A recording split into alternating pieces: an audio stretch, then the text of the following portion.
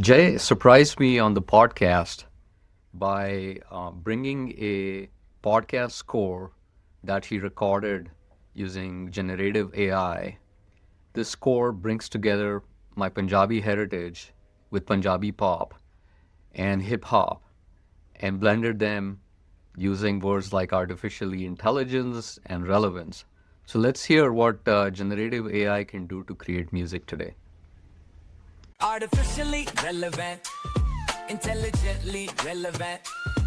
Harpreet artificially intelligently relevant podcast.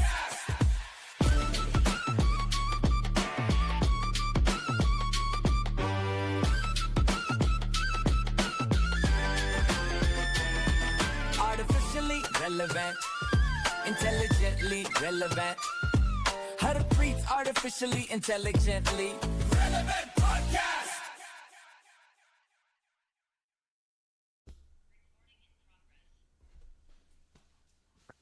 Hello, everybody.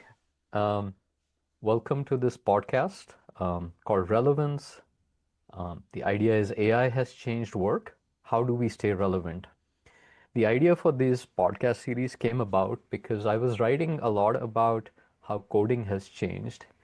And I saw a number of people reach out to me, not publicly, but privately, asking to understand what all the changes in AI mean. And we were discussing this in a college alumni group. I come from a college called PICD in India. And the conversation there was about our relevance in this age.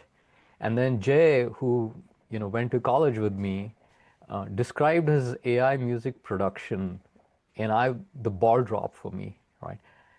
I myself am learning handpan. It's been like a very tedious journey. I don't think I have a lot of musical things in me, so it's been a significant disadvantage. And when I saw his workflow, I did not realize how far music production has moved. And that became the idea for interviewing Jay. So, Jay, welcome on board. Can you Hi, talk about yourself? thanks, Harpreet. Hi, I'm Jay Swaminathan. My moniker in this country, in the US, has been Jay Swami for a while now, and that's my musical moniker as well. Jay Swami Music Productions is my company. So I started my career at Amazon as a engineer, but while at Amazon, I was also basically playing with bands in Seattle. I was part of this progressive metal band named Waking Hour when I was in Seattle with Amazon. My musical bandwidth was, my intellectual bandwidth, I would say, was being divided between my engineering job and my music. Sure enough, after like around 10 years at Amazon, I became a full time music producer. It was a very fruitful phase in my life. I also did some master's certificate degrees from Berklee for music production around that time. And then I also toured India, and I was with some of the famous music producers and composers in India to get that exposure. And then I came back, and right now I'm having my second stint at software engineering. I do have an engineer's job right now at this moment, but I have been very active with music production. I have been teaching music production online, and it's interesting how the workflow on the computer engineering front has and software engineering has changed due to Gen AI. Similarly, the workflows are also changing for music producers, which hopefully we'll talk about more in this podcast. Yeah, what made this very interesting from my perspective is you sit at this perfect confluence of like various things. I know some of the people in Bollywood that you worked with, and they are legit legends. So you kind of bring that perspective. You bring the perspective of being an engineer and having been on the technical side of the house. I can see the number of keyboards behind you. You're an aficionado collector of keyboards, I hear. And so you have this musical thing, and you are the person who's sitting here. You can translate what all these things do when they come together and how that world changes, That right? is correct. And by the way, this is just the active keyboards where I'm actively using them. I have one of my rooms is just dedicated for storage of all my vintage gear. So, It's just amazing. All right. yeah. So the way we're going to talk in this series, in this conversation, is we're going to divide this in like five acts. Act one is the old world, by which I mean, even going 6 months back, how did the traditional pipeline look to produce music? What are the new capabilities? That's Act two. Act three is like what is missing in this piece? Where do humans fit in? Act four is this notion of democratization and relevance, which is what this podcast is about. Act five is really, an artist myself, and this notion of the joy of creation when tools are doing so much for you is a passion topic for me. We'll talk about that. And time permitting, we'll do some. Jay is going to demonstrate some of the things that he's created, and then we'll wrap that up. So, sound like a plan, Jay? Sounds like a plan. Yeah. All right. So, walk me through the Zach one. What's the old world look like? What does music production look like before AI, and what's that full pipeline? Yeah, I'll start like let's go back in time, Okay.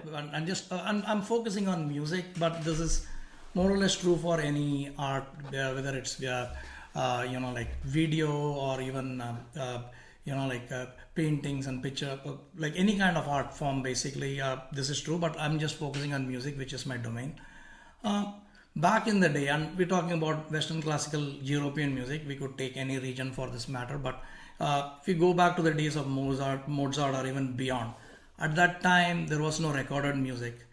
The only way you could experience music is you could go to a concert and watch them live, or you read the transcript of the written form of the music and basically like and basically experience the music inside your head by just reading the music. That was the only form. Fast forward to the late 19th, early 20th century, right? Recorded music, single track recorded music became a thing, right? And all of a sudden, the joy of listening to music over radio, just low quality, but didn't matter. You could now experience this art form without actually being there when the artist was actually performing it, right? That was the major revolutionary step in music. And then came multi-track recorder, like with Gibson and all of those. So by the 40s and 50s, we had multi-track recording. Multi-track recording means like not everything is recorded into like, just have one microphone in the room and whole band playing and it's just recorded. No, for every musician, basically you record them individually, so to speak. And then a mixing engineer can mix it together. So you can present the canvas, the sonic canvas can be presented the way the artist actually want you to listen to, right? So that flexibility came into being, and this matured, like Beatles and some of these classic rock bands, right? So late 60s, 70s, that's when was the golden age of I would say analog recorded music on tape format.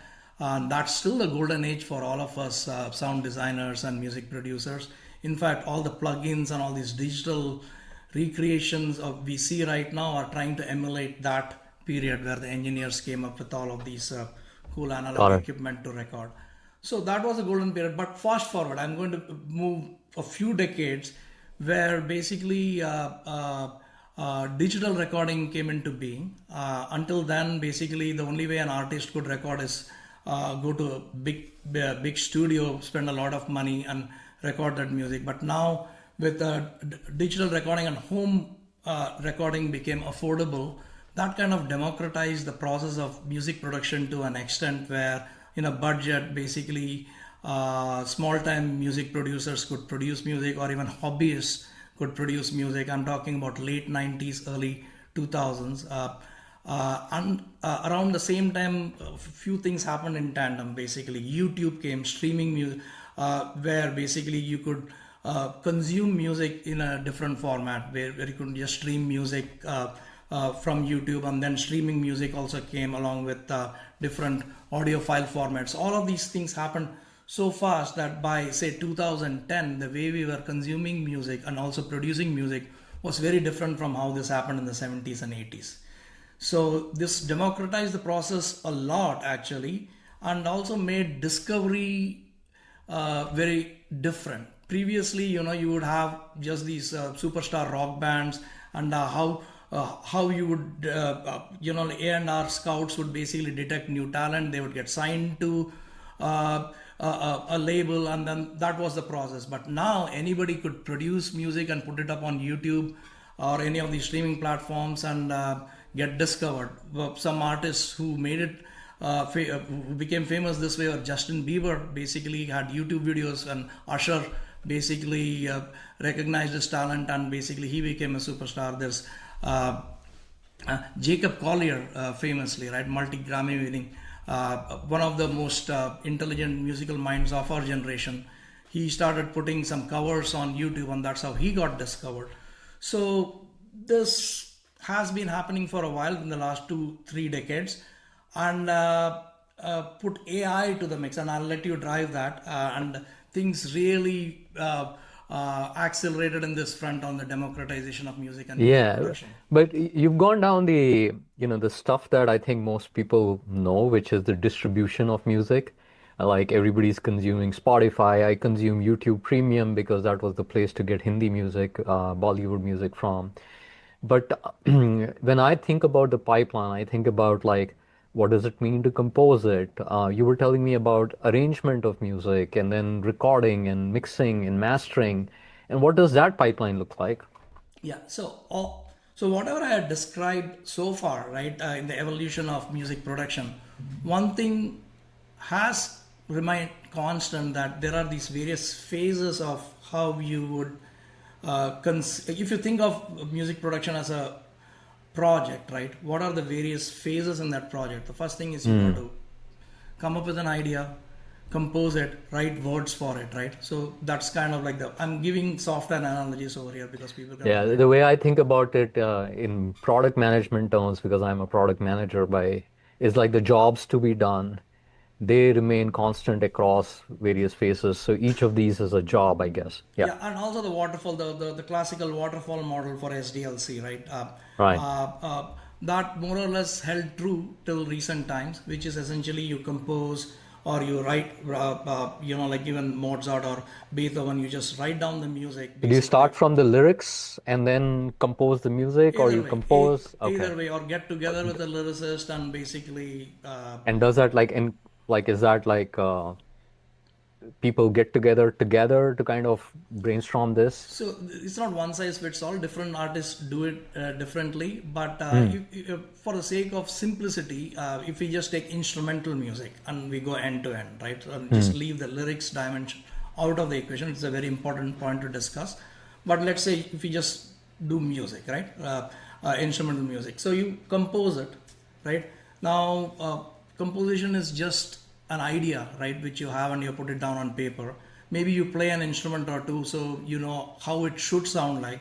But visionaries like Mozart and Beethoven, they would write the individual pieces of. They also have the instrumentation on how it should finally sound. That is also basically conceived during that so they will write individual pieces for every instrument that is part of the arrangement, so to speak. Right, in modern terms, we have a composer. We might also have an arranger. The arranger's job is to take the composition and arrange it for a particular feel or a particular sound. In case of movie soundtracks, basically that arrangement should meet the mood and demands of where it would fit in the movie score. That's just fascinating. I didn't know that this kind of job existed, that somebody is doing this. Yeah. Yeah, and it all boils down to sound, right? Sound has, I would say, 3 main virtues or dimensions, or whatever you might call it. Volume or amplitude, right? And we can hear up to 128 decibels before our eardrums will burst, right? And there's a minimal, and we are more under this frequency, right? We can hear from 20 to 20, I'm talking about just humans and how we are perceiving music, at 20 to 20 kilohertz.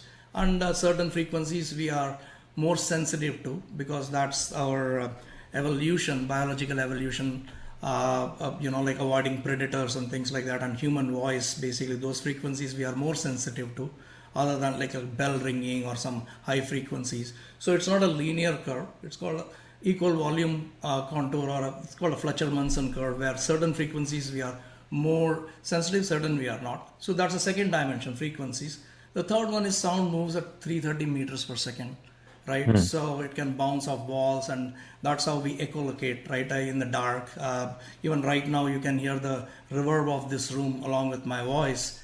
The microphone is in this room, and it's not sound treated yet, my studio. So there's a lot of reverb in this room. So that is all because sound is bouncing off the walls. So these three dimensions of sound, right? When you write a composition and you have all these various instruments which can play that, and you can have vocalists singing it, if any of these clash with each other, volume clashing with volume, frequency clashing with frequency, then you will get a very muddied sound. It won't be coherent. So what the arranger used to do before recorded music for live performances, right? For like a string a quartet or like a full symphony, they understood the frequency range and the dynamic range, the volume and all of these for each of these instruments, and the instrumentation would happen in such a way that there won't be any clash, and the pieces that need to be articulated or which need to be highlighted basically got the center spot. So all of that, so the instrumentation and the arrangement basically played a very important role.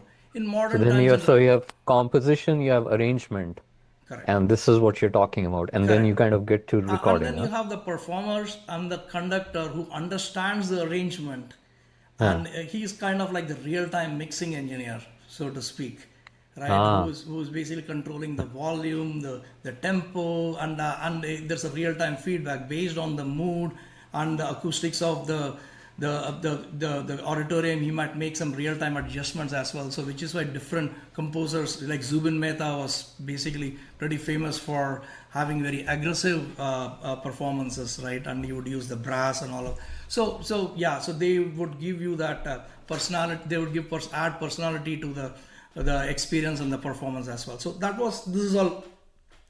So that's the mixing, and then you have mastering, I guess. So you have composition, then you have arrangement, the performance, and let's say we are recording this in a studio. So you have recording engineers come into. So now we are putting it on tape, right? Using the old terminology nowadays, we put it on hard disk, but you put it on tape, you record, you have a multi-track recording, right? Once previously, this was a very expensive stage, right? So this is almost like not really release, but you are recording and you are putting it to tape, and then it goes to what we call as post-production. So the similar case in case of movie, like shooting is done now. We have basically shot everything, and now basically you're just going to edit it and do things like that. So it goes into post-production, right? So same with music as well. So next stage is post-production, which can take really long, depending on what you're doing, where your mixing engineers come into picture. They work with artists. So this is where basically you are shaping the sound, the textures, everything, and how you want to present your sonic canvas to the audience, right? In stereo. So I'm not even talking about mono and stereo and things like that. Now we have surround sound. So there are multiple ways to basically present that sonic canvas to the audience, and that's part of this mixing stage. There is also something called a mastering stage, which is very important, especially for publishing the music in various formats, whether it be vinyl or tape, or nowadays it's make it broadcast ready, so to speak, so that that piece of recorded music sounds equally good on a $20 boombox in your car stereo, and also on like a high-end audiophile equipment. You should have there should be parity, and it should sound. So that's what the mastering. So if I think in software delivery terms, it's like, or you're testing it for Android and iPhone and the browser, and like, yes, how does yes, got it. So you get a middle ground so that it sounds good on it's. So you can tweak it to have basically it might sound good only on club. So you get these club mixes, and also they'll make these specialized mix where Yeah, so that also exists, but usually what you get on your CD or on the regular release is something which is going to sound good everywhere. Nowadays, So, one point I'll make. So we are moving away from stereo mixes to binaural mixes. So nowadays you'll see that, and especially with Apple Music and all, you'll get these binaural mixes. Binaural hmm, mixes is basically when you have headphones on. So by default, our human ears, we get infinite dot infinite surround sound. Everything is continuous. Sound can come from any aspect of it, and our brain basically process that. When we quantize it into two speakers for stereo, right? We are still trying to recreate that surround sound. Even there are two speakers over here. I hear it from, not only I hear it from the left and the right, but sound also comes from the psychoacoustically. My brain processes it in a way that if I get the same sound coming, exact same signal coming from the left speaker and the right speaker, my brain hmm, perceives that it is coming from the center. right, Otherwise, you will not get mono recordings, right? You will get, so because it triangulates basically, right? yeah, Because right, right. sound takes 330 meters per second, whatever time it takes, 20 microseconds to travel from your right ear to your left ear, and if there are two pieces of sound hitting both ears at the same time, then the only real life solution for that is to be coming from the center, so it travels the same distance and hits both your ears at the same time. So Right. you create this auditory So illusion. that's the part of the mastering. So I actually had a question. So, a couple of weeks back, I did a data science analysis of I'm a Sikh, so of Guru Granth, which is our, holy scripture. And what I found in that is every verse is actually mapped to a raga, right? And the idea, what I found fascinating, which is musical compositions for non-Indians listening to this, and the idea was that that poetry is supposed to evoke a particular feeling when you listen to it, and that's what it's. And I just found that just mind-blowingly fascinating that everything got written to this. So in this composition, arrangement, recording, mixing, mastering structure, where does like the feeling bit come in? Like, is that like way up during the composition phase where you decide like I want people to feel this way when they listen to my music? So let's go back to your first question, right? Do the words come first or does the music come first, Hmm. right? Why not let the feeling come first?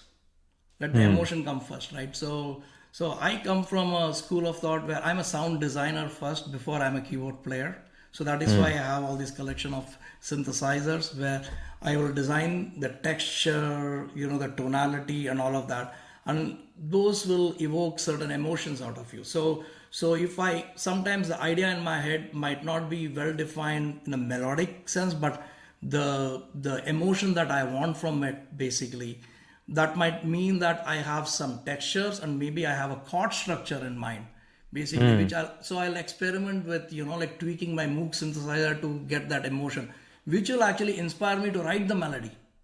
Got it. Okay, and Fascinating.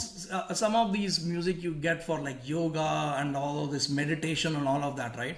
Mm-hmm. How would you compose for that? So for that, that's bread and butter for them, right? So they have to Yeah. basically just focus on those kind of textural sound, right? Soothing. Yeah. But that has a role everywhere in music. And think about even rock guitarists and all, right? They are always searching for the perfect guitar tone and like all the crunch and all. So they spend a lot of time in sound design, and so yeah, so that's Okay. another dimension through which you can actually start this process through sound Got it. design. All But right. that will always get added up at any space, basically. Even if you have the melodic structure, when you work, let's say you're scoring for a film, then based on what the requirements are, you will do the sound design, all the texture, all of that will come in, and it can come in even at the mixing stage as well. You have a kind of a finished product, and mixing engineer might choose to basically amplify, highlight certain aspects of the sonic palette over there. So it can Right. happen at any phase. So, as an outsider looking in, like when I think about all these phases, the time investment is decades of training for people to actually produce something masterful, Of right? course. Um, uh, uh, for every phase of this, right? And the other thing that is very interesting is like it's an inherently a group activity, right? Um, everybody specializes in something and you kind of bring together and orchestrate that. So for someone like me who's never been in this space, what's been available to me is like, okay, go the traditional way, pick up one instrument, try to potter along, hopefully master it so that you get the joy of composition, because I can never see myself producing a full song, right? And to me, like, act one, the old world is like there's a high barrier to entry for somebody to come in and actually do stuff, right? So in this world, like, let's just pick like some famous composers, like maybe A.R. Rahman, who rules Bollywood. Like, what's their role in this traditional system? Like, do they bring these players along? They provide the studio and take them along. How do you think about that? So you got to think of somebody like A.R. Rahman or Shankar-Ehsaan-Loy or Salim Sulaiman, right? Uh, the Bollywood title for these folks is music director, right? It's a very loaded term. What does music director even mean? Is he a composer? Is he a project manager? So it depends on who that person is, what his skills are, right? A.R. Rahman is an amazing composer, is an amazing keyboard player, right? Master of many trades. He is very well versed in Carnatic music. He's very well versed in Western classical music and jazz, and he kind of brought all these traditions together in his music, right? And he's also an excellent arranger. He was one of that A.R. Rahman sound you heard in Roja, right, which was so different, right? So sonic textures, right? He exposed the Indian audience to so many new things. So in Right. case of AR, that's the reason why he's on the top of the food chain, right? He brings many skills together and he's very good at it. And he's also very good at managing these, right? So you also have to be this product manager, CEO kind of person sitting in the middle where you're delegating stuff to, like there could be a guitar prasanna coming in as a session musician and taking his composition to the next level, and he might recognize that. It's a very important point. I'll bring this later when we discuss AI.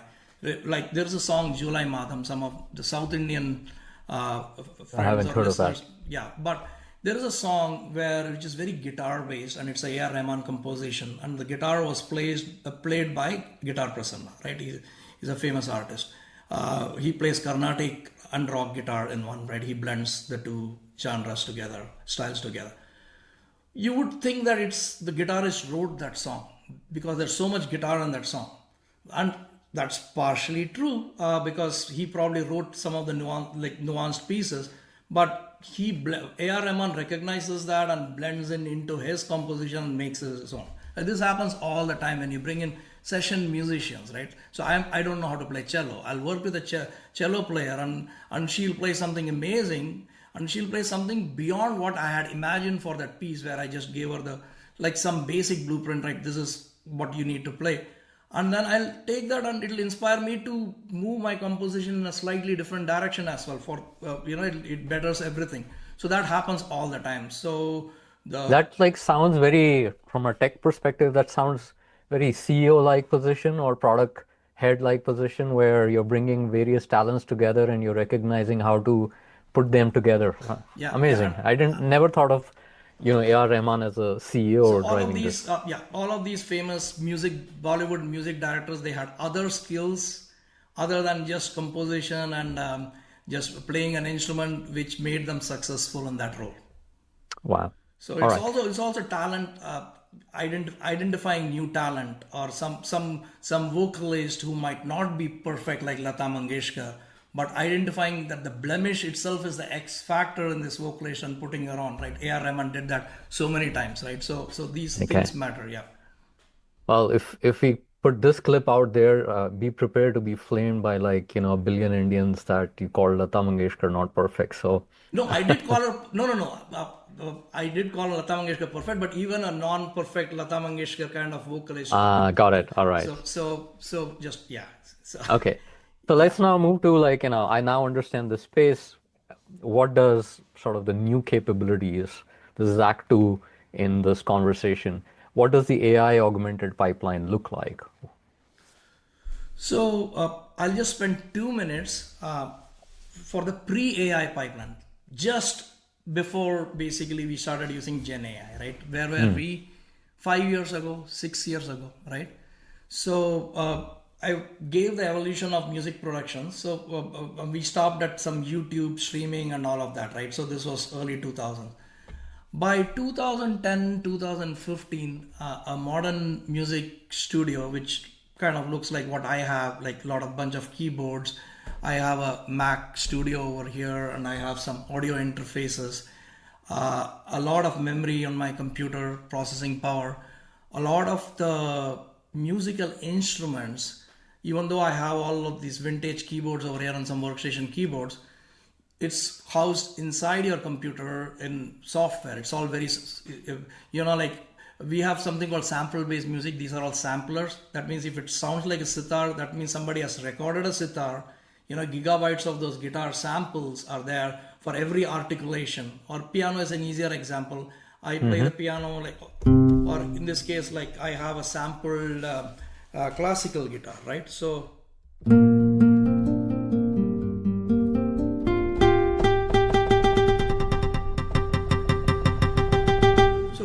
these are all these various tones from a nylon string guitar which have been sampled, and I'm playing that on a keyboard, right?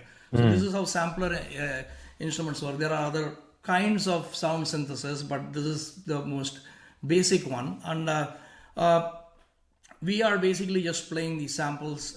Every time I'm playing a keyboard, it's triggering a sample, right, from RAM. Now, instead of single shot samples, what if there is a phrase that we trigger, right? Then we call them loops. It could be, in case of rhythmic loops, right, there's a beat, this tack, district tack, right? That could be one loop, and you could just loop it together, and you can kind of like a jigsaw puzzle, you can just drag and drop and form your arrangement in the studio, right? So we have been doing this for a while now.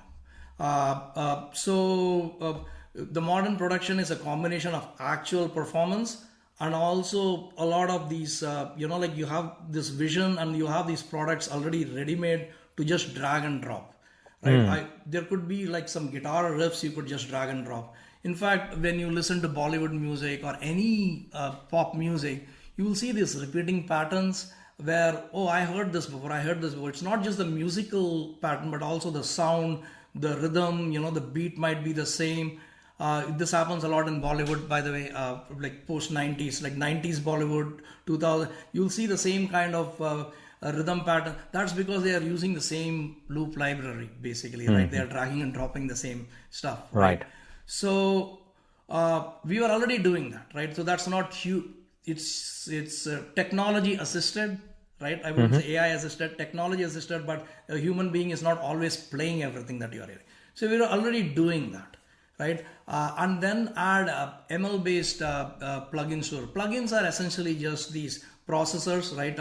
Like if I want, instead of adding an actual reverb, like a Galaxy Echo reverb, which costs $5,000 or more to get a reverb sound on my vocals, I can add a plugin, right? And the what we call as digital audio workstations. These are IDEs, Logic, Pro Tools. These are some of the IDEs we use for music production. And plugins are essentially these effects which are very software based, which we can add. So we've been adding these plugins for a couple of decades now or more. And lately we had these plugins which are AI powered for the last 3-4 years, I would say, or even more. We had especially in the space of mastering and mixing.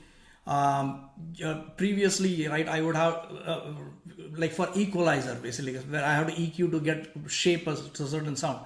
Now I can say that, hey, Madonna's ray of light, I want that profile, make the sound like that, right? Oh, wow. So they have these trained models, or So basically. is it fair for me to imagine, like when you say this, I look in like, pictures of recording studio, you have all these, The console, uh, yeah.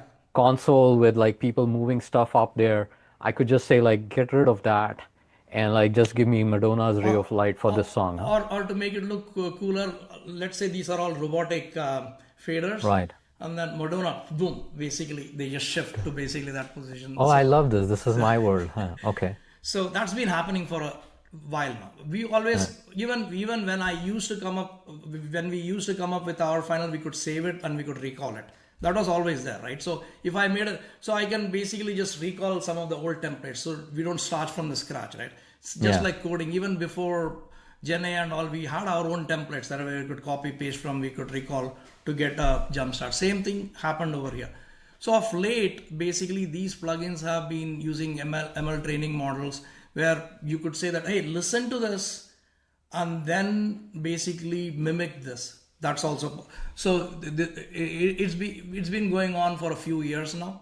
And Gen AI, Gen Music, diffusion models, which we'll discuss hopefully in detail after this, is just the next stage in that evolution. Modern music producers were already AI assisted. Now it's just on steroids now. Okay. So at this point, we've just talked about the old capabilities. We have not yet talked about new capabilities.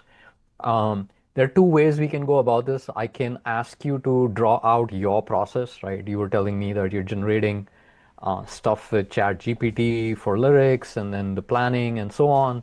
Or we could actually take a segue and deep dive into sort of what generative AI and deep learning is bringing in here, right? Like this regressive models and diffusion models and how that work. Which way you think we go helps understand what the new AI augmented pipeline looks like. Let's take the middle ground. Okay. So let's stick to music, but also bring in these models and technologies in the context so that when we are actually doing music, we can understand how we are actually producing the music now. So let's just define these two things you mentioned. So our everybody we are very familiar. We are completely enslaved by. We are slaves to large language models now. Every aspect of my life, basically, I'm using ChatGPT or Claude, right? And these things have improved tremendously. Not too long ago, we needed prompt engineering, so to speak, right? Hype cycle term. To basically make these things work better, we would have to preface prompts like, imagine you are a subject matter expert on XYZ field. How would you do that, right? That's how we were prompting not too long ago. Nowadays, basically, we just talk in English the way I would talk with a peer, and the same thing happens, and it happens more optimally. So large language models like ChatGPT, Claude, these are all auto-regressive models, which are just optimizing for the next token, right? So they also commit to a path. Once they commit to the path, there is no rolling back. So that's why you get hallucinations whenever you get that low probability hallucination event, because they go. But one good thing about auto-regressive model is they keep track of the story, so to speak, the path, how they have actually reached here, what's the next. So in song structure, that matters, right? Because the way we also perceive music is also anticipation. In other words, you get you get that gratification listening to a completely new piece, a new release, because your brain has actually looked forward. It is anticipating a few things, and when that happens, you feel gratified. And conversely, when that doesn't happen, that's a surprise element. Again, you feel gratified if done right. So we use anticipation and surprise as these are all musical themes, basically. When you are composing, right, you know that you have to connect with an audience, so they have to anticipate what's happening, going to come next. Then they will connect with it on your song. It will become an earworm. Or you have something radically different, then you have to base. So all of these things work well with auto-regressive models, right? But the thing you talked about, texture and mood, and basically, I want this genre of sound, basically, like blues, basically, with a Hammond B3 organ. And so that is like something which auto-regressive models cannot do well. So there's a completely different family of models, family of doing things. That's the diffusion models, right? And in a non-technical way, the way I would describe it is when you store the embedding, well, that's a little bit technical, but when you are actually storing stuff, you're just storing the essence of what you want to store. So the way, a little technical, the way it works is they'll put Gaussian, take a sample of sound. Okay, let's say I'm playing this, right? right? I just C major, right? I just played it on a nylon string guitar. Like maybe this gives you, like you're sitting on a riverside or something, right? Yeah. That kind. So it evokes those kind of emotions, this tone. So it'll basically it'll add Gaussian filters to basically hundreds of times, multiple times, iterations of that, till what you get is just noise, so to speak, right? It'll look like noise. It'll store the embeddings of those as part of the training, and then the training actually is denoising it to get back to this based on what prompts you are given, what's the a very good way, at least I find this to visualize this, to figure out what's happening is, you have a foggy image and you defog it till it's it becomes clearer and clearer and clearer and clearer. Now it's in 8K resolution, right? So this is how diffusion models work. So they work on the whole. So if I put it in like layman terms, I took some piece of music, I tried to find what the essence of that music is, and it's almost like perfuming, you store that, and then when the perfume gets built, you kind of get that smell back, and that's what you're trying to do here. Yes. And if you store the essence of everything that has ever happened sonically in this planet. Amazing. Right. So that is what these guys are doing. That's where the billions of dollars or millions of dollars of training and scraping everything off the web, every piece of recorded music off the web and storing this, right? So now you can connect the dots. Now it's almost like a human mind, a human brain, which has studied all music, every recorded art form. And now if it needs to compose something, like think of a guy who listens to only metal music, right? What is he going to compose? He is going to compose a metal song. No.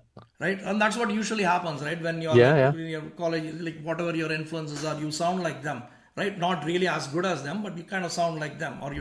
So this is what these diffusion models do, basically. But they become so good because they have really dumped everything on them. They have stored everything. And then, the nuanced difference I was trying to make from auto-regressive models and diffusion models is they work holistically. Right. So you have to bring those two together. Correct. So the whole image is default and then you get the whole image, right? So what becomes very difficult in these diffusion models, I'll give you a specific example. It generated a perfect song with perfect lyrics, words, everything you put in the words. It has even generated the words. One phrase is wrong. How do I punch in that one phrase back? That is the most difficult problem for diffusion model. It will regenerate the whole thing again. Yeah. Okay. But in case of auto-regressive, it's like kind of, in the early, before Gemini Neo Banana came in, you would generate images with some random text in it, and you go like, change that text for me, and it would generate like a completely new image with like completely different. And that is a diffusion model you're talking about over there, right? It's not just music, even gen video is basic. So that's a perfect example, right? And then we have something called denoising. So the other thing about diffusion models is we have something called denoising artifacts, right? So let me just touch upon that. We'll bring this in later, okay? When we actually talk about the cultural aspects of music. If hopefully we will. So denoising artifacts are, every time it tries to recreate that, right? It is adding a little bit of, so the denoising, those melted hands, right? In those early models, those are denoising artifacts, right? So that's the best way to put it, right? And these things have been mitigated, but they are still there. So, audiophiles will immediately detect today which is AI generated music and which is not. Right, and certain things like like the transients, if people might be aware of what transients are in music, like you're hitting you're playing a metal guitar rhythm, right? Like jig jig jig jig, all those jig jig, those transition points, right? They are so crisp, right? So there will be a little bit of, it won't be as crisp basically when Gen AI generates it. Like at least it used to be. They are getting so much better day by day. That it's becoming more and more difficult.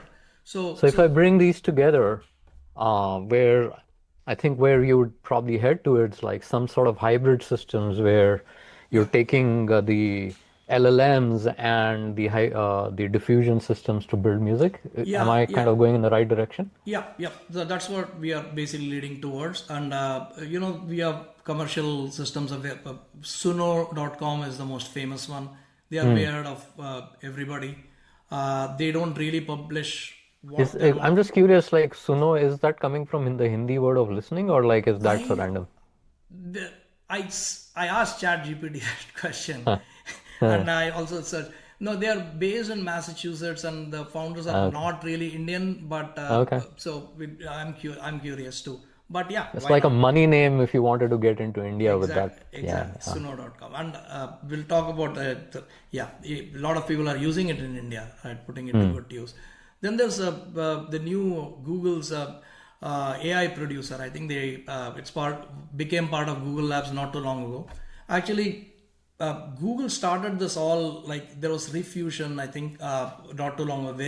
I started doing this in the good old days of frontier models where when they were so naively stupid that I was using their stupidity to my advantage to create new ideas, right? It will generate something so random that would trigger something artistic in me. Not too long ago, I would say, probably 2 years ago. But these things have come a long way. Where were we? We are talking about The hybrid systems, and we were trying to tie it back to your process of generating music now, right? yes, The new AI generated pipeline. So yes. where we are in this conversation is we've like set up the building blocks, the Legos that are required to build this new pipeline, and you're about to describe the new pipeline. Yeah, so I will just do a small demo and to give you an idea. Okay. So we did just touched on how music producers are anyways using sample-based music. We are dragging and dropping existing, right? So at a bare minimum, what these new Gen AI systems are doing for us is basically they are generating custom samples for us, which we can then chop and basically rearrange. We don't need to Got buy it. a new library. And this is very tailor made for your song. Now, for some of our engineers, like software engineers, like think of it like, okay, so you're using cloud code on your project and you're basically configuring MCP agents just for various elements of that project where it is just going to find like just work within the realm of that. So now here it is for this song right now it's going to Yeah. generate all these cool ideas and which is just and you can potentially use it outside of the song. But and I'll be very honest, I did this right before we did this podcast, but I composed it literally half an hour ago, right? So Okay. this is what I did, right? So I came up with a average chord. This is one of the most used chord progressions. It's called a 1-6-4-5. Everything from Papa Kehte Hain to Every Breath You Take by Police basically has this chord progression, right? So I played this on this nylon guitar.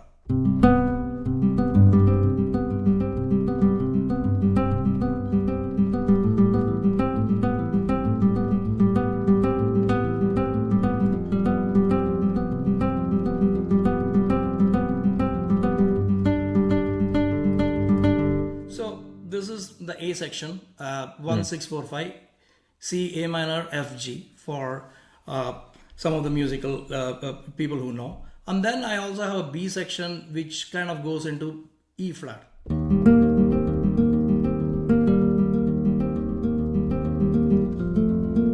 Something like that. So I took literally 5 minutes to put 3 tracks, this track, and then I added a drum track which I played and I looped, and then I added a bass track, and this is what it sounded like.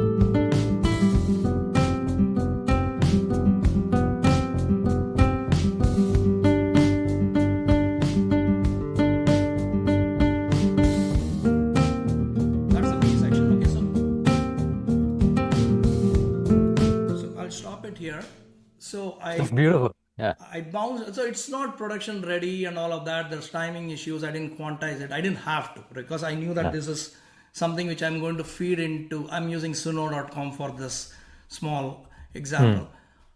Just this, basically, I just bounced it into MP3 and I uploaded it to Suno.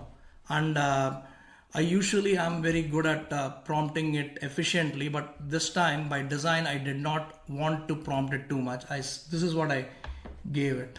I said modern groovy pop rock, guitar arpeggiations, groovy bass, solid drum groove, strings, piano, melodic solo guitar. Hmm. And it generated two options for me. I'm playing you the second option. Okay.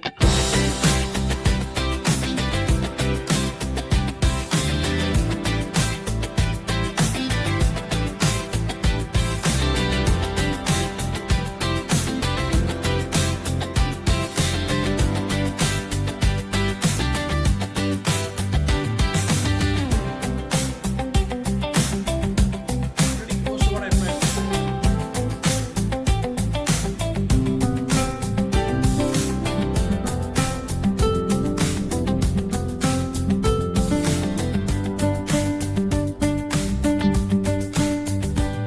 B section.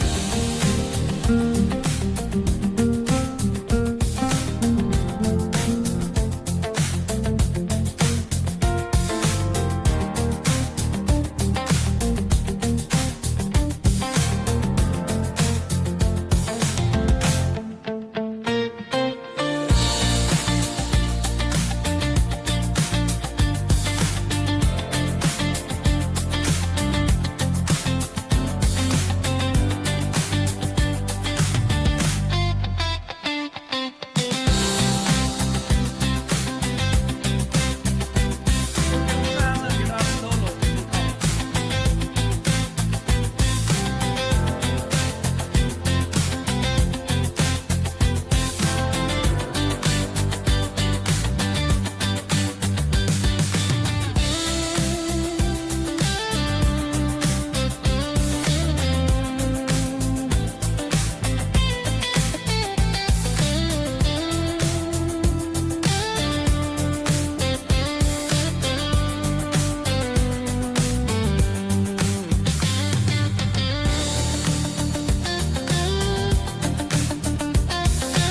So it's a full 5 minute piece where it has constructed all the sections. It added this guitar solo, which was just a prompt. I said solo guitar.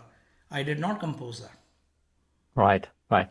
It So the way fit. I took it is like it kept the essence of what you gave and built everything around it to make it a musical piece, If huh? I go to a session guitarist Yeah. and there are, so I'm playing the keyboard part. Let's say instead of the guitar arpeggiations, I'm doing that on a EP Rhodes piano or something. There's a drummer and a bass player playing it. He will improvise and he'll come up with multiple takes of his Mm-hmm. solo, which I am not composing, but it's part. That's how it works with session You're musicians, right. right? And you curate and you take the best take. Here, Suno is basically being my session guitarist in this example, right? Do I Yeah. get gratification out of this? If I'm not a guitarist, sure, hell yeah, it's my composition and it's taken. And now it has also, there's a spiral process here. Yeah, there's a feedback process over here. Now it has inspired me on what my lyrical structure should be, right? Mm. Mm. Which I'll work on. And it also gave there was one piece, I don't know if you noticed it, but it went like this. So it added an augmented chord over there, right? Which was not part of my initial chord procession, and that was a very interesting moment over there. Now I will emphasize on that moment. I'll make that an integral part of my next iteration, right? Ah. So artistically it works differently than how you when you're writing code, basically, right? You don't get Right. inspired by, you can only find faults, right? And make it optimize. So it's a No, different. actually, you know what?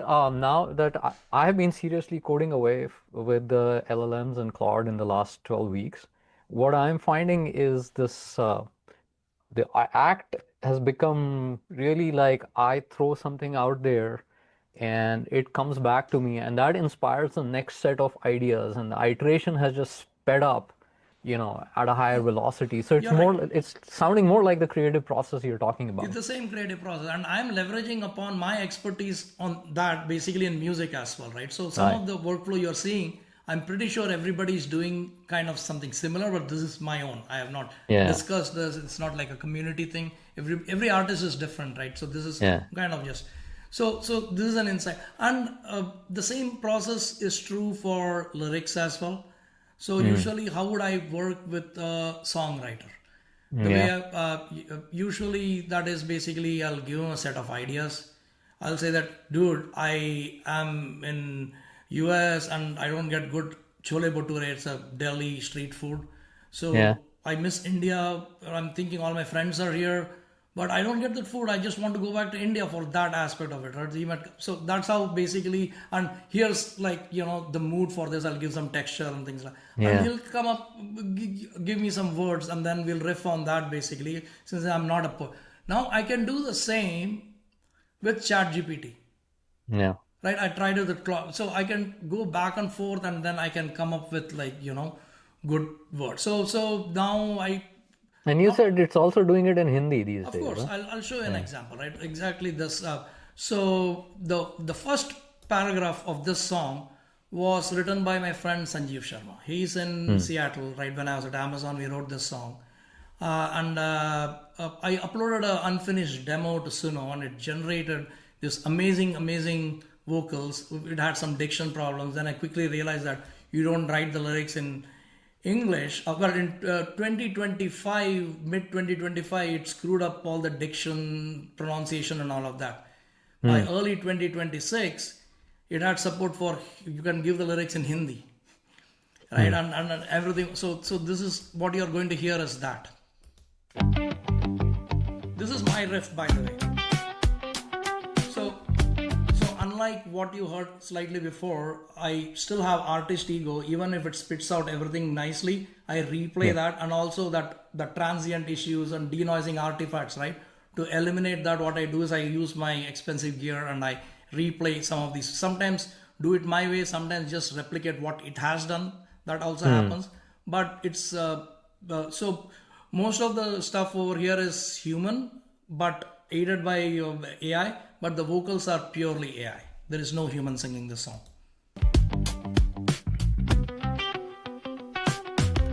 फिरता हूँ मैं दर बदर और ना जाने किधर इस गली उस शहर इस डगर उस डगर ना जाने क्यों मंजिल कहीं मिलती नहीं है मगर जो बस रहा है मेरे भीतर नहीं मिलता मुझे है मगर बहुत हुआ लंबा सफर जाना चाहूं अपने में घर. So the lyrics until this, the first verse was all done by my friend Sanjeev, right? Yeah. And obviously, Chole Bhature was the starting point of my conversation with him, right? Like, Uh-huh. why don't we have good Chole Bhature in Seattle, right? Yeah. Back then. And then just 2 or 3 weeks ago, I gave this to ChatGPT. I copy pasted this. Yeah, before you go on, I'm just blown away that the voice that is singing is just like the diction of Hindi is amazing, and the quality of the, it's like a professional singer here. That is because it has trained on all the professional singers who have ever recorded everything, right? For all genres. In this case, it has probably like this Arjit generation singers. Because in my prompts, I said that I want like a modern, contemporary pop with an R&B treatment and all. There was a prompt process was a process in itself for Got it. getting this quality. But it probably picked up on some of these modern singers, right, in the last 10, 15 years on the way, on their style. You can go retro as well. I've done that as well. It's very interesting results, Like you can do Arjit meets Hemant Kumar. These are all Wow. Bollywood names I'm So, spitting out so over there. Beatles meets Eminem kind of, Yeah, or yeah, and I did a Blade Runner tribute where I did Evangelist meets some Michael Jackson kind of. wow. So you can do all those kind of cool mashup in the genres as well, and it's very good at that. But here, 2 weeks ago, basically, I just copy pasted the existing lyrics to that. I wish I had that transcript over here. I would read it, but I will give you the gist of it, right? Just paraphrase that. And it said that this song seems to be about longing to go back home to your to your roots. I'll try to match the cadence, the rhythmic cadence, and also the emotional something of the first verse, and I'll give you the second verse. And it gave me two options, and I went back and forth, and I said I made a mismatch. I basically amalgamated the two options it gave. I'll probably still go back and forth to, but let's listen to it.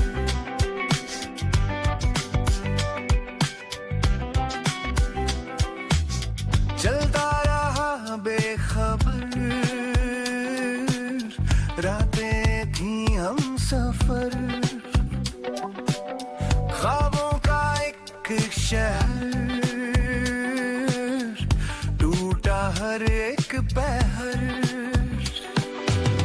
ना जाने कब रुके ये कदम ढूंढूं मैं किससे मगर जो खो गया है मेरी नजर पास ही था वो अक्सर थक सा गया ये दिल मगर जाना चाहूं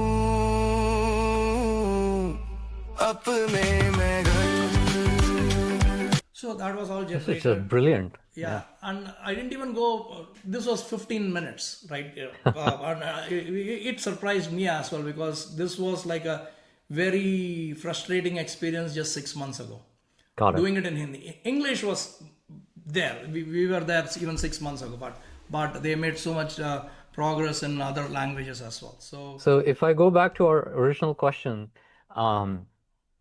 the hybrid pipeline, well, we talked about hybrid models. So I think of this as the LLM kind of helping you build the feel of the song, the writing on the song, and then the diffusion models are putting the music together. And also those textural elements. I think it's worthwhile if I show what the original was like, right? My demo, or maybe not. What I really want to articulate is in this case, I had a working demo with a vocalist, Right. human vocalist singing it. I fed that as input. So it got a good head start on where it should anchor. Right? So perhaps this is this is the bridge to the next piece, which is what is the missing piece when all of these pipelines are being generated. Is that the time to jump onto that part of the conversation, or Yeah. I guess you were talking about like this missing element, not missing element. In hybrid model, like it gets X wrong, and then you have to interject. And the way I read that when you were demoing it is like the looping that you're doing after the model spits out something to you, you have the sophistication enough to say like, no, this piece isn't right. Let me fix that and then feed that to the next iteration. Is that right? Yeah, so I'll give you like an MCP agentic kind of analogy to basically say what's missing here. Okay, so you were talking about you're working with cloud code to basically spit out code for you, right? So if you do it naively, I'm saying not you, but I'm generalizing here. If you do this process naively, the moment it goes out of the context window, right, it gets amnesia, right? Then you got to start repeating yourself, right? Yeah. So you'll probably have ChromaDB or something. Then you'll keep re-indexing all the you'll also have documentation as MD. You'll index that. You'll index your code so that even if something happens, the session basically fails, you can reset and refresh everything and come up to speed, like at least 90% of it, right? So this is just to ensure that it understands, and I'm continuing on like I go back to this Ghar song right after 2 weeks, right? I'll have to start over again now. Yeah. Okay, I'll have to basically give this audio to it again and basically it has to reacquaint with it in that session and basically do this all over again. I might not get what I got 2 weeks ago, right? That is still a problem, which is not a problem in other LLMs today. We have all these other agentic workflows basically which mitigate that, right? So there has to be a protocol which will do that. Even this rudimentary thing I'm talking about, we need. I'm pretty sure Suno internally has tooling and all of these things going on behind the scene, which they have not exposed to the audience. When it comes to a protocol and when it comes to open source, we don't have that yet, and I think it is going to happen soon. Right? This is where I think a lot of these product ideas. So the musical memory and the musical signature, it has to be reacquainted. When I code with Claude these days, sometimes it feels like I'm talking to a drunk teenager, right? It's like it comes back very confidently, tells me it has done what you asked it to do, but it has not, right? And then you have to reacquaint it again and again. So this is exacerbated in music and production. similar to how you can make that drunk teenager behave a little bit more mature and doesn't frustrate you. You can take some mitigation steps, right? Right. And it depends on the project or like what those mitigating steps are, and it's usually means that you have a local storage, basically some vector DB. Funnily enough, I was doing something today and kind of going away from drunk teenager. I was like, man, I wish I had focal reviews with the LLM that's coding with me to tell it how many times it has told me that it did something, but it did not. So I read somewhere, and I've been trying this. I don't know how true this is. Don't be nice while prompting. Drop F-bombs, right? Like if you say what WTF, like why did it, and that gives a strong signal that it completely screwed up. There are no ambiguities. Right. So it course corrects pretty fast. But anyways, coming back to where we were. So we're just barely scratching the surface over here. There's more to music and musical composition, right? So if we take an example of a movie like Star Wars, right? And then Luke Skywalker's theme, right? The binary sunset, that's where that theme, right? That melodic theme, that's Luke Skywalker's theme. The binary sunset has a completely different arrangement, right? Which meets that. And then at the credit sequence where they give all the medals, right? The same theme comes, it's more like triumphant at the end, right? So John Williams has basically anchored to that theme, and so many variations of that theme can appear wherever in the music. Similarly, Darth Vader's theme and all the Imperial March and all, they come in various. So can I do that with the like audio producer that is AI producer that is Google's model or Suno today? I would say a qualified no. Okay, there are people who might basically disagree with me, but you got to really work it to basically say that Suno has their tooling team has been super busy the last couple of months. So they are giving a lot of features which look like tools more than anything to me. Like, you can compose a hook and basically around that hook you can do other things. But when I played with it, it's no way close to basically how we would do it, right, as a composer, right? So so that is missing. I envision a future, not so distant future, where you would be able to do that, where you take a song and today you can cover that song into various genres. That happens. You might see this R&B cover of some rock song and all of that done through Suno. But this is slightly different. And what will be even cooler is basically, given the video, match the emotion, right, whatever is that, and then basically reinterpret this and redo this. That is what as a composer I would do, right? So I take and then I look at the visuals, and then it'll immediately click in my head. This is how I'm going to do this. I'm going to be having a flute over here. I'm going to have and the tempo is going to be like lower and things like that. Hold on a second.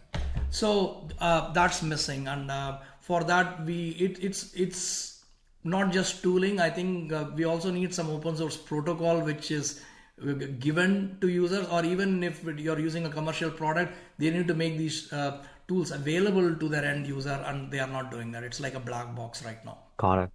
So in this context, what's missing is that you can, I guess, explore the language, you can conceptually expand on things, you can do alternate phrasings, you can bring loops. The sort of the harmony decision, um, direction, all that has to be dictated by you. And this is really valuable when you just expand beyond this one piece of music. Yeah. If you had to create an album that had like 10 songs that are tied together coherently in some theme, you will not be able to do that. Or you'd have to really work at it. The answer is still a qualified no. We cannot do that. I'm saying that it's a qualified no because some of these products like Suno and all, they started releasing their album feature where you can just prompt and not just drop a single but drop a whole album. But all they do is they stick to a genre. So R&B, right? But that's not really the same, right? You listen to a Pink Floyd album, right? It's there. Everything is like so cohesive, tied together. So that they still don't have. You cannot listen to The Wall without listening to all the other songs. And a lot of progress are being made. You know, the voice cloning technology has always been, 11 Labs is there, right? But that's for spoken voice. All of that is coming into gen music vocals as well. And you can create your persona, and basically it will be the same vocalist again and again. Every different song will not have a, like for example, my Ghar song, right? There was a 6-month gap between the first verse and second verse. The vocalist sounded the same, right? Because it was the same voice. So they have those kind of things which have improved. But from the music point of view, like coming up with a coherent album which is tied together with a theme, you can do it, but it's a lot more human intervention over there. I can do that, but it's still what I'm looking for is basically given a video and given an anchor theme, redo this, rearrange it for me, reinterpret for me so that it can just fit as the background for this video, right? And we are not too far away from that. So I'm going to move this to the next act, which is democratization and relevance, because so I'll focus on democratization before we get to the relevance piece. Because when you were playing that music, it was amazing, honestly. But what you actually gave me was this feeling like this looks totally accessible to me. Somebody like me can just get in here and compose music which was completely shut off for me, right? So in this world, like, do you envision like everybody is producing their own song list? Like I have like my own song list that is being published to my family and my friends, and suddenly, it's influencing for Instagramming for music, I guess. You're touching upon a bunch of topics which are kind of orthogonal to each other, but also very related. So let's try to see if we can put all of that under one umbrella. Number one, in my opinion, music is a community and a cultural thing. Music in many ways defines pop culture, right? The cool thing about music sometimes is basically, you go with, like, I still remember, like in my college days in Pune, Pink Floyd's Division Bell released, right? That was their first recorded album in decades. So I was standing in line at the cassette shop to basically get that, and the thrill I got out of basically just listening to the beginning of the first track, right? And that was actually shared by thousands of folks around the world, like millions rather, right? On hundreds in Pune basically, and I could talk about it to my friends in college. And that thrill we used to get, and I'm pretty sure, like, even within the realms of Bollywood, every time like a new movie soundtrack releases, right, the thrill folks get basically just experiencing that, right? So that is what and that is possible because not everybody is an artist. There are artists, this is a scarce commodity, right? That skill is very rare, right? And hence Pink Floyd, they are Pink Floyd. But was that really the case? Maybe there were so many artists who didn't get popular.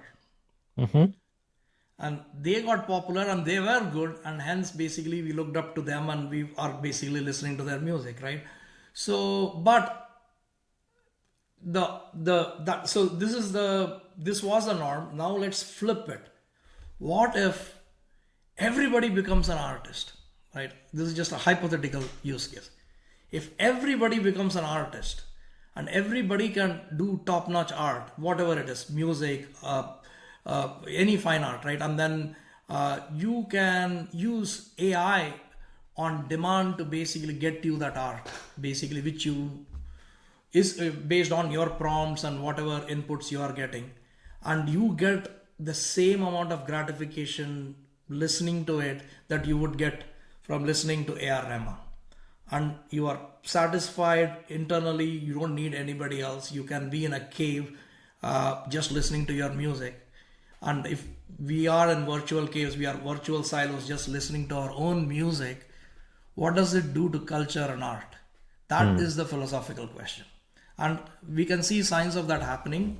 About a couple of months ago, I read this article that Suno is creating as much streaming content every 2 weeks as Spotify's full catalog. Wow. Every 2 weeks. Wow. Right?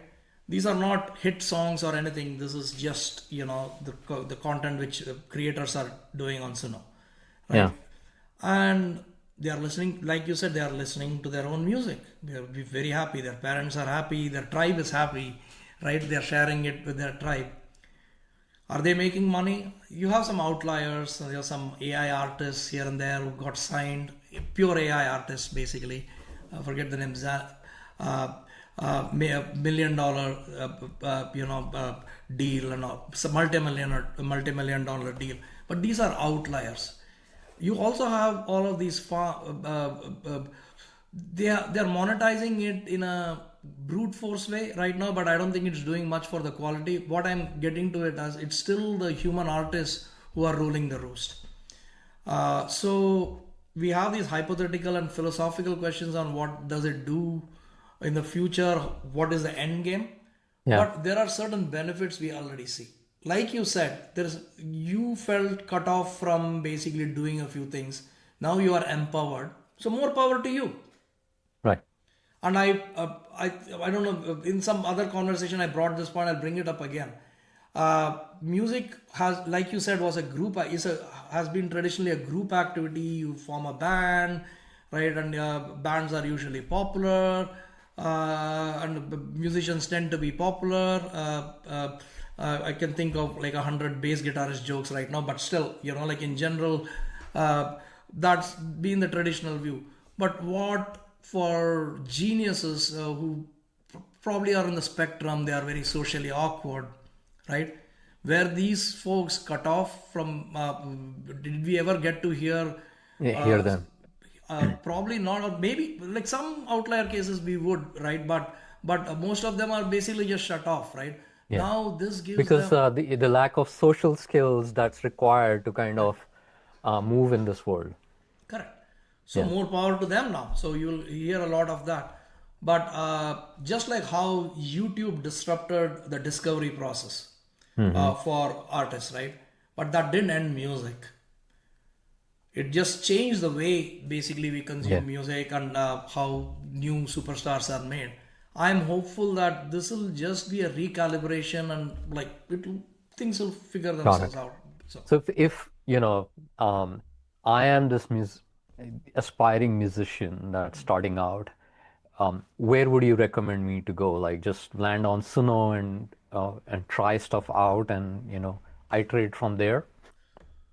So there is this whole, so now the relevance, I want to tie in relevance over here in a slightly different way over here, right? So this relevance question is coming a lot because people are feeling insecure even in like software engineering jobs because AI is doing everything. What do I do basically, right? Yeah. So, and you hear this common refrain you keep hearing is, be the domain expert. You have to be the subject matter expert, right? Basically, and then you can work all these Gen AI systems. And the same thing is true for music as well. So certain skills, if you want to gain. So when you wanted to do music, that means you're thinking about what joy it will give me, Yeah. and what was that you are trying to learn. Still do that. Doesn't mean that you don't use Gen AI, right? You want to learn Right. how to play the handpan, go ahead and learn the how to play the handpan. Hmm. You want to learn how to play the drums, please go ahead and learn how to play the drums. Drummers were better in basically making loop based music as well, right? Look, I'll give you a classic example of Ranjit Barod. Ranjit Barod is probably India's best drummer. Hmm. He plays with John McLaughlin on the fourth dimension, jazz drummer, like at his best. But then you think of every programmed beat from Hamma Hamma A.R. Rahman, Ranjit Barod, right? Hmm. He has this other persona, right, where he's doing all this stuff, using all these production, and he's able to do a better job because he's an Yeah. insanely good drummer. Right. So, a musician with real skills will be able to work the Gen AI systems better, anyways. Yeah. So gaining a skill, So if you've got into like the next aspect, which was relevance, so we'll just continue with that, right? So if I was a professional musician and I'm kind of thinking about it, like I'm a musician, maybe singer, songwriter, like how do you stay relevant here? Like what are the things you would do? Like uh, compete on, I don't think you can compete on execution speed, compete on things AI can't replicate, which is that motive that you talked about. So, um, so what would you recommend? yeah. So it's understanding what Gen AI can do for you, Hmm. and you are already the subject matter. You're a professional musician, so you've been doing it even without AI. But there are certain grunt work basically which would take you a lot of time, or basically for creating an idea and putting a demo before you bring in a vocalist, right? You would have to bring in, so usually for demo they'll get different vocalists initially just to sing the demo, right, and put it together, and then they'll go for all the celebrity vocalists, right? So in many ways you can basically do this just by yourself, right? Yeah. And you can cut some of these pieces, knowing that if something is not up to the mark, you can replace it with a human. Like the flute part is good. Previously, you would play that on a keyboard or something, right? The demo flute. You will get a real flute player. Sometimes the Gen AI piece, your Suno or whatever model you're working on might genuinely surprise you, and it might give you something which is production ready. I'm using a loaded term over here. So then just do so. You have to be very AI literate. So you need to understand what these models can achieve for you. And most of them already are, I should say. Most of these music, like I said, they were already using AI assisted tools before. Right. And it's being packaged and pushed to them like that in a very musician friendly way. All these companies, right, which are pushing their products, they are very smart. So they know how to do this so that music producers are very comfortable just adopting these new technologies. Got it. But I Okay. do want to answer your question that you felt cut off and now you want to basically, now you can use a combination of old school skills like get a teacher or you learn from YouTube, right? Now you can use Gen AI tools to give you backup tracks or whatever you're using, and then Yeah. you can practice over that basically, right? So you can exist in that ecosystem and still get better. And I'll give you my example, right? I was not producing a lot of music because I was in a different phase of my life when all this Gen AI thing came, and that was the spark for me. Then I started, because, and I'm right, and this is like a year and a half ago, right, where I'm doing all these Python hybrid pipelines with custom code for achieving all the stuff which can be achieved through just prompts today, I should say. Yeah. But it also made me go back to actually playing. And I Yeah. started playing my all the instruments, including guitars, more basically, and it got Yeah. me back into So it's a very holistic process, and AI is an integral part of that process today. Yeah. I can liken that, right? So I was an engineer like you, right? I loved coding, but then when I moved into product management, going back into coding became, very problematic because you were setting all these infra up most of the time to get Right, like, that 2 hour shot of like the mental satisfaction of building stuff. right. And what Claude and ChatGPT today have done for me is like I'm back coding. It's no longer coding, but I'm back building full time, which was not feasible even a year ago, you know? Yeah, you don't have to worry about those mundane boilerplate like what used like you had a cool idea and the actual business logic, which is the cool part, or the algorithm that probably took the least amount of time to implement even back in the Yeah, days. All this other stuff, right? Current JDBC stuff, this and that, like connecting to a repository or setting up the instrument. yeah. All of that is basically boilerplate stuff, which is now just taken care of, right? So there's something equivalent happening in this Right. space, Right. and okay, that makes things accessible. And to take this even further, like that flutist who was playing as a piecemeal for say A.R. Rahman, and he did not have like the connections or maybe the budget to kind of build all the things around him. He can now be like this solo composer and can bring all these pieces together, and he can publish or she can publish these Yeah. songs, and that's what is enabling. Yeah. Totally. At a bare minimum, what you will see, you're already seeing the results, okay? So you will see stock music go down. Like you go to some of these regional TV series, right? In India Yeah. or like even Asian countries. You will see the same music again and again in certain situations, Right. right? That's called stock music, right? I think you will get a quality lift on that. It will be Gen AI assisted or even generated, Yeah. but it Yeah. will be tailor made for that particular situation. It will definitely be better than that stock music, Yeah. right? Absolutely. So Yeah. that I think I already started seeing results, and Yeah. it's going to basically Yeah. There's it's like kind of. an equivalent when I blog.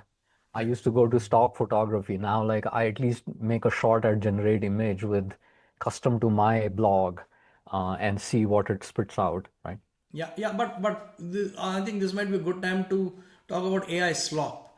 So now we must have gotten frustrated seeing these AI generated images, right? For all these presentations, like Yeah. people like really crowded, and like the how it looks like, right? They all kind of started looking the same, and now we call that AI slop, right? Yeah. The So Studio Ghibli for everything became fashionable 6 months back. Yeah.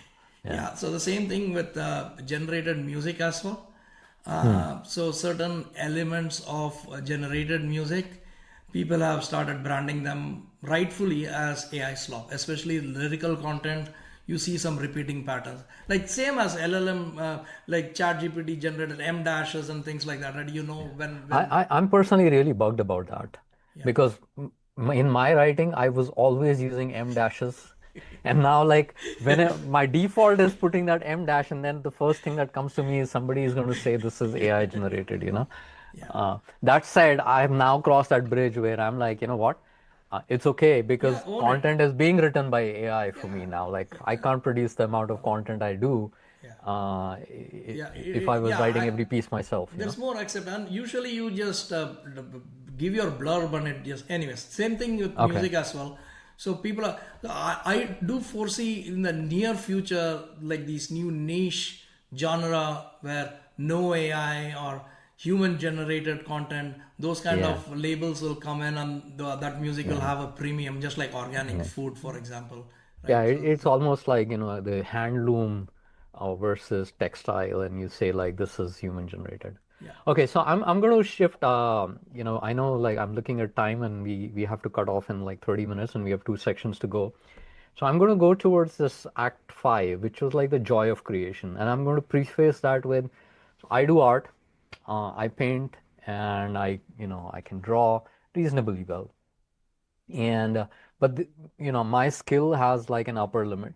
So there have been like ideas that I knew that I want to build out, but and it's been in my head, but the journey for me to build that is going to take 2 years. So I never got around to doing that. And then AI came in, I prompted it, and voila, I got like what I actually wanted, generated after like 10 prompts, right? And like for the moment, there was like immense satisfaction that I got what I wanted. Like this was sitting in my head. And then I found that the joy was fleeting.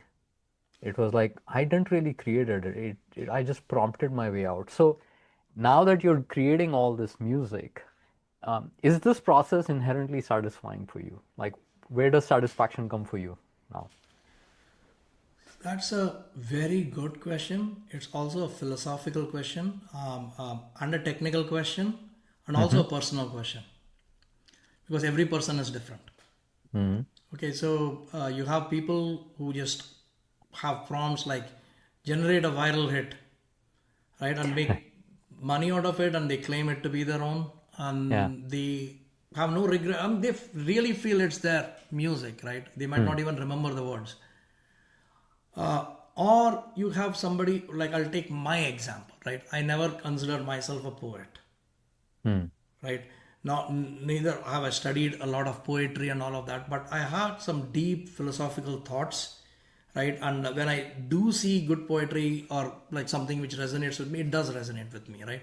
And when I used to work with songwriters, I would basically go back and forth, and I would never say that use this word or use that word, right? It's what they are giving. Mm.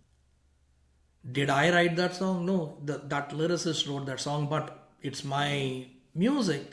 At least here, basically, the melody line is mine, the arrangement is mine, and then based on the words I get from him, I have worked around my arrangement and even my melody to fit that, right? So I do get a lot of satisfaction out of that aspect of it, Mm. right? I do feel that it's my own. Same with like I wrote the song in Tamil and Megam Pole. You guys can look it up under my name and wherever streaming platforms. And Sean Pinto was the guitarist. Sean Pinto plays for Shankar Mahadevan and SEL and all these, right? A lot of top Bollywood songs, you will see his guitar playing in that. He took it to a different level, that solo piece, right? I Mm. felt so satisfying was the only way, and he gets credit, right? Basically, right? But I get the composer's credit still. Right. But the guitar piece is his basically, and it's so integrated with it. I now instead of him, if AI were to have generated that based on the same input which I gave him or any session guitarist. Mm. Yes, there is a conundrum that, like a human is not losing out to the machine, but from an art perspective, from my compositions perspective, I'm getting the same result. So it's the same level of gratification for me, a little bit of guilt maybe that it's not a human. Mm. I'm just being very honest over here, right? Even though I'm Right. right in the middle of that. But the objective side of me looks at it basically, I don't know how to play a cello. I don't know how to play a solo guitar, right? And we'll be working and curating, right? I'll be working with other session artists and I'll be choosing the best. And that curation, that ears are mine. I'm the one it's the same thing that's happening over here. So I call myself a generation, a latent space gardener. Basically, I'm kind of pruning and basically I'm selecting the best pieces. I'm curating from what basically Gen AI, but it's my musical ear which is connecting those dots. Sometimes out of context, I can take this and I can actually fit it here. I can take this, I can reverse the sample, and it'll be a cool texture. So that's how I'm getting my personal gratification and also satisfaction, and I'm also guilt free that it's actually my creation, it's my vision. Now, this is a very blurry line, right? It's a fuzzy line basically. Mm. Your level of input might vary, and it also, like, for 30 years I've been like a musician without using computer technology, AI technology, or even computer technology for the matter. I just play acoustic instruments, right? So with that, it's almost like, giving the software example. Like we started, like we learned assembly code and C, and then basically all those time complexity, running time. Nobody seems to care about that. But having that insight while working with these systems actually make you a better context engineer, right? Yeah. So I'm similarly placed while being a music producer as well because I have that context basically. Right. So for somebody like you, it's really the joy of creation. I almost put it back to the CEO kind of worldview where it's your vision, Right. right? When I built my company, um, there are people coming in and building it. There are people that are doing stuff that I could not do. But the essential satisfaction was like it started off with my vision, and it translated roughly to what I wanted it to be versus driving in somebody's vision. And to you, that essentially is what the joy of creation is. Yeah, Yep, and also if now even as a CEO, basically, right, and over here, the difference is this: if I were working with session musicians, Mm-hmm. he gave me something, right? It's good piece of art, but there is also a little bit of human ego associated with it. When I ask him to, there will be friction when I say that I don't like this. Can you do it in a slightly different way? Yeah. That friction is eliminated, Yeah. right? Without naming the kind of session musician, certain session musicians are very notorious for that, basically, and then you can just work around that, basically, and then your AI model has no ego, basically. You can Right. drop Right. f bombs at it too, right? Yeah. Like we discussed. So it makes your creative process a little bit smoother, but all these bands work well together and they do not. The being band psychiatrist, that was probably the top job in the 70s, 80s, where all these breakups, right? So it kind of empowers people in those situations as well, if you think about it. But we might never get some of those. It's very fuzzy, right? But there are pros and cons to both worlds. Got it. All right. So this brings me to sort of our last section, um, which is live creation. I think you were sort of saying that you put something together that you wanted me to hear, and I would love to kind of see what you put together and what it is. So you wanted a theme for your podcast, Yeah. okay? And I did some slam poetry, which devolved into non-poetry with Chat GPT, Yeah. and then it trashed my idea. Then I overrode it. I vetoed it. So the final phrasing was artificially intelligently Harry's podcast or something like that. So let's listen to it. It's been a few days since I even did it. And then I wanted it to be hip hop. Then I said hip hop infused Bhangra, hip hop infused Okay. Bollywood. These were some of the themes I gave. And what you're going to hear would be various flavors of it or variations of it. And as a whole, none of these would actually work. But what I plan to do it is what I call as latent space gardening. I will take bits and pieces from these various pieces, and in my DAW in Logic Pro, I'll piece together, right? And I'll give that to you. So by the time you produce this, you can put that in there as well. So this is very real time, by the way, and it's Okay. not very planned.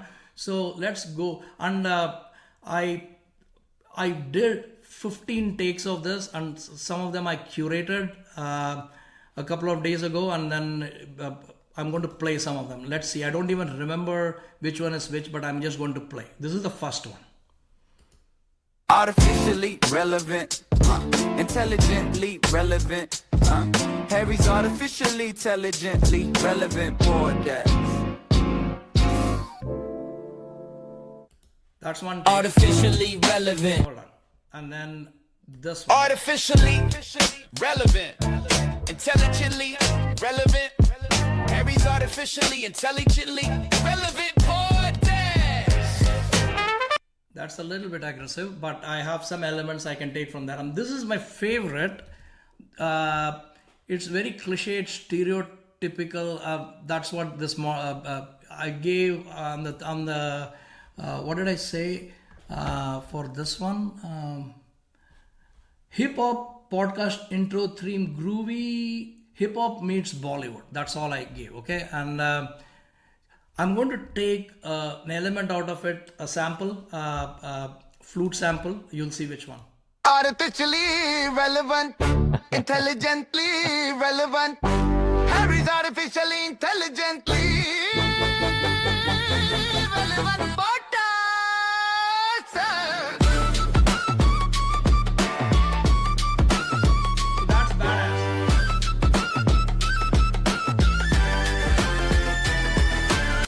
So And that's I'm so going cliche, Punjabi, hip hop, Bhangra. just that piece, but I'm Yeah. going to do some late. So out of these three, four, I'm going to amalgamate them, and I'll come up with a theme. So Okay, it so can now be a, like now that I understand this, let me get you the diffusion question, right? right. So for the podcast, it's Harpreet and not Harry. Yeah. So what happens to your pipeline to go fix that? Yeah, Do you have to it'll generate it again? fail. It'll fail. It'll Okay. regenerate the whole thing again. So Yeah. I'll go to 11 labs or something and basically do it in a slightly different way. So you have we are getting there yet. It's not an integrated Got solution. it. So, but it's such a small piece. I might just regenerate the another one and then just get instead of Harry, just do Harpreet and Right, just right, right. chop the Harpreet and just put it in here. Right. Got it. Yeah. So, so Fascinating. Okay. I look forward to what you generate for me. I'm very excited. Custom music from a musician, so and that's amazing. and you can do this as well because I did not write a single line of this music. Yeah. This is complete. This was a way to demo a completely prompt generated music. I did not. So it can take audio input, right? Which is what. But so the idea is to get to that latent space, those embeddings, and basically reverse like denoise from there. If you give it an audio demo, Uh-huh. it has it and then there are certain parameters you can tweak like audio influence, 100% style influence, and style is your prompt and the audio. So it takes these two, how it works together. That's their hybrid engine basically. I'm talking about just Suno. So here it's all coming from the prompt, and this is completely democratized. This is how people are creating bangers, and this Right. is the whole fight between the musicians and the prompters basically. They are like and there's actually there's a good segue into something recently that happened, right? So Right. the Supreme Court just a couple of days ago refused to hear this appeal and let the lower court's decisions stay. The lower court's decision, this is about copywriting AI generated work. So the decision was, the ruling was that it cannot be 100% AI generated. It has to be, there has to be some human input, and it has to be AI assisted. Well, Now that's a gray area. It's the wild west, which means that I can do a prompt and I can basically generate the whole thing, and then I put that into logic and I add a little bit of reverb to it. yeah. That's I human mean, input. it's the digital equivalent of the watchmakers in Switzerland now getting everything made in China for like $150, And then just and then just assembling it in yeah. Italy or Switzerland and saying Yeah. that this is Swiss made or Italy made, right? Yeah, so this thing has to evolve. I don't think this is the final state of, Yeah. but the way things are right now, you'll still have like 100% AI generated content branded as AI assisted because they will do there are some loopholes in the ruling. All right. So my point is this one is 100% AI generated through just Yeah. loop, and this is completely democratized. Anybody can do this. I didn't do. I mean, the only thing that was my input was this artificially Artificial. intelligently relevant, right? Yeah, yeah. Yeah. Okay, so I look forward to seeing something from you. And this brings me to the closing. So first of all, thank you so much. I know like a lot of work went behind the scenes to kind of get this even to the um, point of like just sharing music live on a Zoom. You've done this, so thank you for that. Yeah, my My pleasure, man. my summary question is staying relevant. What's the adaptation playbook? So sum it up for me. What's the best way for existing musicians? What should they start doing tomorrow? You will hear two camps fighting with each other. One is these prompters who are using the democratized AI world to basically generate music and claiming it to be their own. And then you have this other group of these old school musicians saying that you guys suck, you guys are not musicians, you don't have skills. And these are the two vocal groups. Don't be in either of these camps. Be the third camp, which is basically produce your music, use AI or whatever tools that you think work on your workflow, and all AI works really well. So be AI literate, use the Gen AI tools, and just focus on the music, keep producing. And that's the camp which is least vocal, and I think that's 80% of the market today. Right. Okay, so the final thought from you when I think back on all the things you've talked about, the democratization is real. Barriers are falling. Um, but I think you said somewhere in the third session, the question isn't whether you can make music, AI can make music, is whether that it can make music that sounds like you, right? And for now, the answer is No, it takes effort. And that's sort of in my worldview where you stay relevant. Is that right? Yes. So the answer for that is it's like a lottery right now. If you want it to really connect with you without you giving input, you try it and it's probabilistic, right? And but yeah, you're spot on basically. So we are not there yet. So we still need the human input to get the instant All right. gratification. All right, Jay. Thank you so much. Where can people find you online to listen to your music? I've listened to some of them and I've been blown away. Outside this podcast has just been amazing. So you can find me on TikTok, Instagram, and YouTube. It's Hmm. Jay Swami Music, Jayswami, and just search for Jay Swami Music, and you will find some of my stuff. I made a playlist of AI assisted music from the year 2025 on YouTube. So that's an interesting playlist you guys Okay. can listen to. So I'll put, the link to your stuff in the description. I'll post this on YouTube and so people can find you from there. Cool. Thanks, Jay. Thank you. Thank All you right. so much, Harpreet.